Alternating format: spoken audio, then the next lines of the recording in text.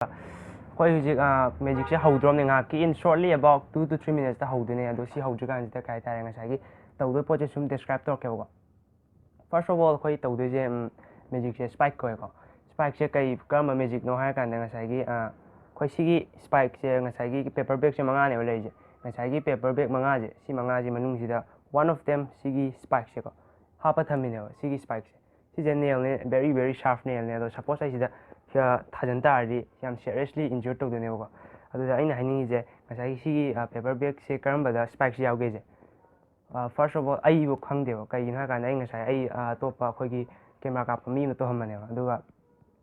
मोर importantly नोइने जु खंगदे आइने जु खंगदेबो अदु ngसाई गेस तौदो सिदी काना नो हाय कानजिदा केनो ना गेस तौदने नोइने गेस तौदने आइन थादोनेबा सिजा अहामबदा कमाइना हौकिबो ट्रिक ना कानदा पास्ट मेडिसिन मैम तौददी मी मान थोखरगा कासिदगी ऑडियंस मन ngसाई स्पाइक से हापचलगा मान ngसाई जे सुम काय तारे मान डिटेक्ट तोगा थाबा हाय तारे दुगा लेमहनोबा हाइदि मागी चॉइस नेबा करम बैग ते हिट तौदनो दो अदु हुजिकी मतम जे दिगो हाइदि मॉडर्न ददी कमाइन तौगा कानजा ऑडियंस ने पिक तौदनेबा अदुना ngसाई जे आइन सिदा गाड़ी रैदि खुदोक याक एम सिदि मरम लेयो खंग तारि मैजिक ताना सिगी टेक्निक से कमाइन तौगा हादा मीना हाबो कानदा ngसाई मेडिसिन जिना डिटेक्ट तौजेको खुदोक और गाड़ी मागी टेक्नोलॉजी और मागी गैजेट्स मैम सिनागा डिटेक्ट तौवे अदुगा ngसाई जे माना खंगदोनेबा करमदे यावे जे अदो सिजे सोइबा याब्रा यादब्रा अदुदि काय तारे खोइ सोइबा याय सोइबा मेगो रॉन्ग को कइना कान ngसाई खोगी रोप बैलेंसिंग एक गुम लेना रोप की बैलेंसिंग एक गुम दो अदु मदे खोइ तौ कान ngसाई मी दो बैलेंस तौबै टेक्निक ति पांग खंगे अदि ताजु ताबे याय मा सिबे याय अदु मान खंग मने तेको अदो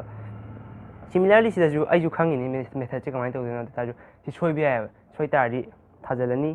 सोनी हेक सोपगा ngसाई इंस्टाग्राम लाइव से मुथत किनेबा अदो ngसाई तौदि सोक्तनबा तौदनेबा अदुगा हमना हुजिक नोइना कमेंट पिरक पको जाय उदेबो आई केना आई नाउ बा थमिनेबो मा पाक्तने अदो हुजिक तिनते हुजिक पिरकिनो हुजिक कमेंट हुजिक ते अतोपदि पियो अदु नि पियो अदुबो होरेन ngसाई गी आइना ए नत्र बी नत्र सी नत्र डी नत्र ई बेग से करमनो हाय कानजिदा कमेंट से थारक्तने मथंग मथंग को अदो कमेंट लाकपसिदा आइसिदा इरके इरगा अहामबगी मरी थोलकप लेटर दो फर्स्ट 4 लेटर दो अदुगी लेटर मरी दुदा लौजेबको अदुगी लेटर मरी दुदा लौजे अदुगी लेटर मरी दुदा थारगा अमखक लेमहनौदेनेबा द गोल इज को गोल जे कइना कान ngसाई लेमहनोबा बेग दुदा को ngसाई स्पाइक याहनौबा यावमदगदी हान थाजलु तारगदी इंस्टाग्राम लाइव मुथतपा अदुगा खुद होबा होदोजिजु खुद येने आइन थादोजे खुद येने अदो खुद येत को लेबको अदुगा अमनको स्क्रीन जे होराइजोंटल ओइबने हाइदि स्क्रीन से फैदोपने नोई कमेंट इबदो खितंगी नुंगारम हाइदि वर्टिकल ओइबने इंस्टाग्राम टीवी जो वर्टिकल ने दो हदा यूट्यूब के इंस्टाग्राम को डिबेट तौनामने हाइदि कामने फगेना अमना साइन कापे अमना साइन कापेबो अदो नि स्माइना काप ओथोइजे सिजे होरेन अमु यूट्यूब ता रिकॉर्डिंग के कादो थागतने सोमदे कैमरा हाइगी जे होराइजोंटल अदो होरेन कमेंट ए दगी इबुक पियो अदो लाइन दना हाइदि होराइजोंटल ओइबने अदुम येंगो नमो अदु ए दो थमो अदुम पोस्ट तुदा अदुम तक नमनी थोअनी को अदो लाइवने अदुना अदुम होराइजोंटली अदुम येंगजे हादि पोट अम येंगो होराइजोंटली येंगो नुंगायने अदुना टीवी दे कई कंप्यूटर दे कई होराइजोंटल सेमिजे नत्रदि वॉल जे सुमाना टीवी हान सामान सांगबा सेमनादेना फ्लेट चलिदना मूवी कई का लोय मक्ता सुमाय सेमिनेको अदुइनेबा अदुना हौनबा तौजे आइजु मतम याम पाक लौरगे अदुना ngसाई हाइबे याबा हाइरे अदुगा हुजिक्तंग चंगपा मी ओइकसु कनो तौरो ngसाई वीडियो जे मखोकते मी येंगो सि लोयगा वीडियो जे खतंगदि इंस्टाग्राम लाइव से लोइबा को ngатंगदि गैप लेबने अदुगा वीडियो जे अवेलेबल ओइरपनेबा अदुगा वन मोर थिंग को सिमगा हाइगेबा आइनो हुजिक ngangiजे सेकेंड 10 डिले चतपनेबा नोइने ताबो कान अदुना आइनो हुजिक ngangiजे सेकेंड 10 ममांगदे nganग्रबनेबा अदुना आइनो होरेन कमेंट पिरो हाइबा कानदको नोइ कमेंट पिरकपा कानदा आई ngakti फमल हेरनेबा कइगिनो दा नोइददि आइनो हाइयो यौद्रिबा आइनो हाइयो यौ comment पिरक्तनेबा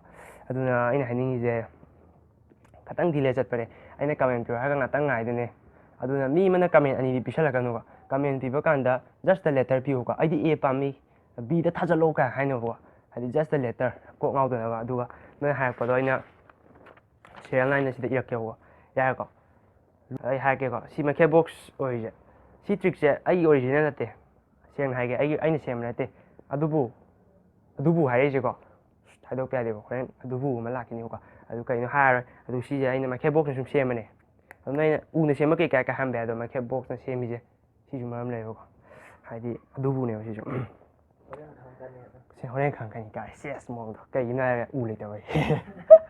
아도 시신의 데모니고 시나티 hojik 합대지 시나 데모네 아마 합크럼네 데모네 아도 웨트 만나나바 모이 망아막다고 BSD 합배 시 BSD 홀로 나테 마켓 복스 만ung 홀로 나테 필네바 그이나 웨트 야우나바 아다 나타이 당gat바 강잖아 웨트 만나 합배 오케이 시 레 시암 tumba네네 호랭 tum verify torke I proof torke aduna ready let's do this guys so if you are watching this and if you don't know the language just keep watching and just comment a letter between A and E when I just finish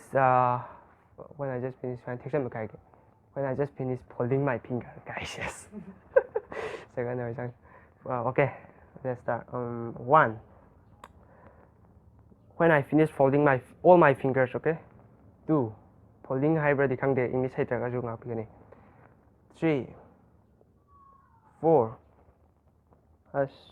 주머니 판이다 5 6 7 8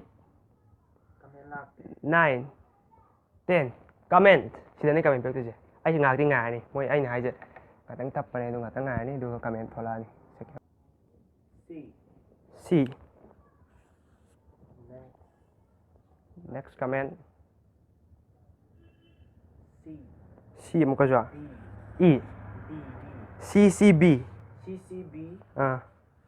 D nanti BD apa CC siapa bilang CCB DB apa apa mangga itu lah sama ini hôm được chưa đâu ngay mà hẳn dần lâu đây C một cái gì đó đây đi CCBDB nó phải đâu sẽ lên parago sẽ ăn tụi nó thà nữa adudi kano amma ka wa CBD adudi I wa to ma le ko I ne la swe ne ya ne mari shu ne mari shu ne 4 letters have been confirmed ya ko mari shu ne adudi koi gi je C jan jale B jan jale adudi pot se C B D A aduga I je wa le ko sinoi ne pe pa ka me ni aduga noi share na ni pathom nin thaja ai nang pa yam thabak do lu nan mane ai dum khange kai no da thau to lu nan mane je ka ta si la ting se ko je man to ni aduga mai ai video ya mu man nan mine aduga ai video so ge do ma mu man kal ne ko share jam ba da ai je C aduga B tharo D tharo A tharo ham ne ba C je ma ya yin ra ka la ba yeng si ko Instagram live mu that pra natraga be mu that pram to ta phak to ke CBD, okay, let's do it.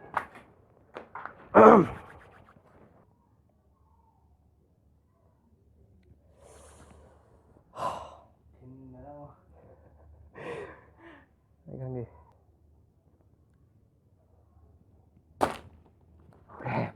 first one is success. C gone. Ini mi hunjong ya, kang ngaju pagi nanti. Wait, saya juga ada deh. Yang mana yang mana wait putin pa.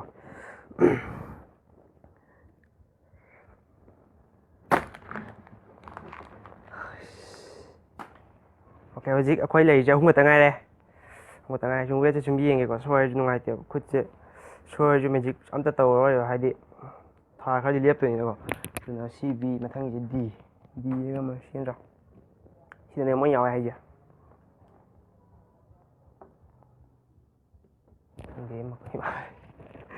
D. Okay, let's do this. Let's go. Chị nào cũng sẽ tao rồi. Chơi đi.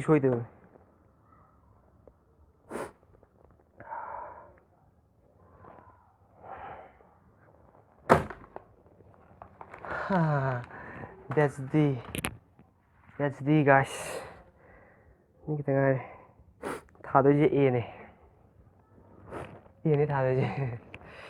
kỳ bấm đi vào về